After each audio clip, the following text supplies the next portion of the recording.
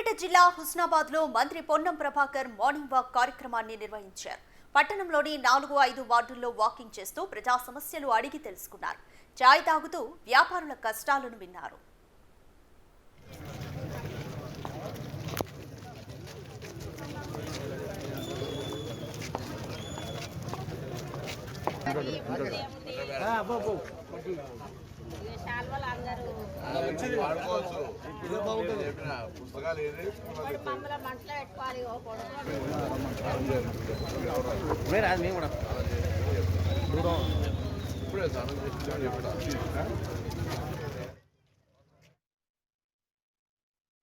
అందరికీ మకర సంక్రాంతి శుభాకాంక్షలు.